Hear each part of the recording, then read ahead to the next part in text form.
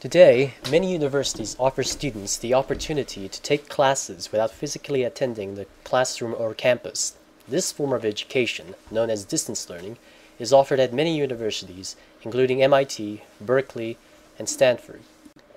Oftentimes, distance learning is accomplished by making the materials available online. This includes notes, homeworks, and even lecture videos. At the same time, mobile devices are becoming more powerful and ubiquitous. For example, most modern cell phones are not only able to browse the web, but are also able to play videos. However, the screen size and resolution of a mobile device is not suitable for watching a lecture video. For example, the popular Apple iPhone has a screen size that measures 3.5 inches diagonally. This may prove to be problematic when trying to read words on a lecture slide. Even though these devices have good screen resolution, it does not change the fact that the text will appear quite small on the device. For this reason, we propose the following solution. Magnify the significant portions of a slide when they are identified. The following video will illustrate this idea. In this video, a lecturer uses a green laser pointer to direct the viewer's attention to a particular portion of the slide in the video. The slide consists of a list of items, so when the laser identifies an item in the list, it would be useful to magnify that item at that point in time. Our system modifies the original video so that an item in the slide is magnified when identified. Furthermore, as the laser point may be difficult to see in a small screen, we also redraw it as a red circle.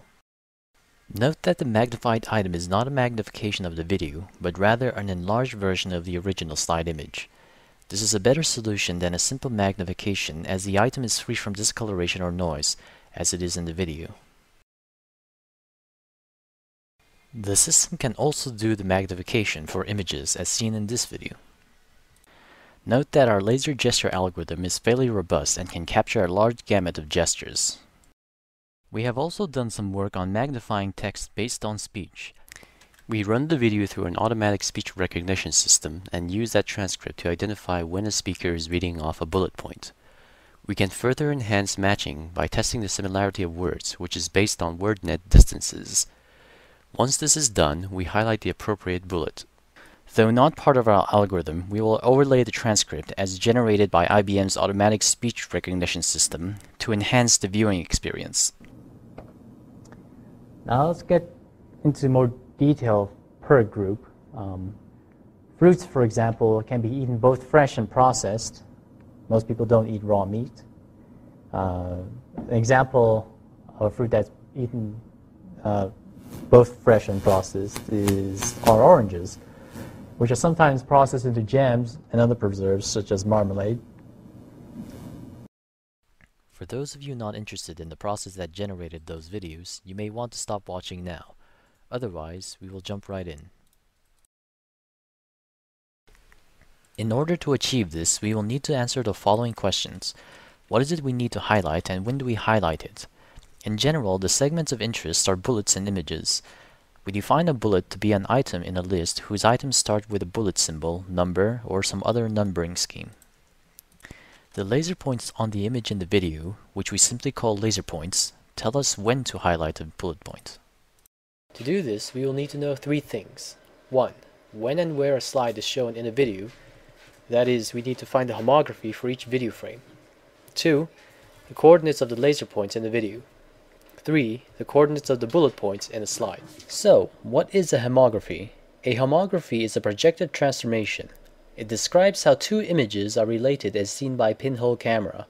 An example of a homographic transformation is shown below. The image on the left can be transformed to the image on the right. We use this transformation as it relates the slide in the video to the original slide image. To keep the video brief, we will omit the discussion on finding the homography and laser points. However, if you would like to learn more, the techniques are discussed in the listed papers. Now, we need to find the bounding boxes of each bullet in a slide. To do this, we will need to be able to read the PowerPoint file. However, our algorithm for finding bounding boxes only requires us to identify the bullet's text and color. In other words, if we know these two pieces of information, the algorithm can be applied to other presentations files as well. Our algorithm follows as such. We change the color of the bullet to a unique color. We do this twice and keep the two copies. Since the only difference between the two slides are the bullet's colors, then comparing the two will tell us the coordinates of the bounding boxes. Having found the bounding boxes, we need to know when to magnify the bullet. To do this, we observe the path of the laser points. The problem is that the laser coordinates were found with respect to the video frames, not the slides. To change them with respect to the slide's coordinate system, we simply apply the homography found earlier. A simple method of determining which bullet to magnify would be to simply count the box that contains the most laser points. However, as seen in this example, a circling gesture would be problematic as the laser points would be outside the box most of the time. We modify the naive algorithm by counting which box has the most laser segment intersections rather than laser points. This is done by creating a line segment between every two laser points in a small time interval. Line segments give us a sense of the path as well as the area of the laser points. For our experiments, they seem to be sufficient in determining which bullet needs to be magnified. With this final computation, we are now able to magnify a bullet for any laser gestures found in the video. Through a similar process, we can also get the bounding boxes of images, and thus we can magnify them as well. We have also done some work on magnifying text based on speech. When a lecturer speaks, there is a good chance that the words spoken appear in the bullet, or are closely related to the words in the bullet. In particular, bullet points tend to contain words that are topically related to what the speaker is saying. When the words in a bullet are read off a slide and are correctly mapped to their corresponding speech words, we can thus obtain times for when a bullet should be magnified.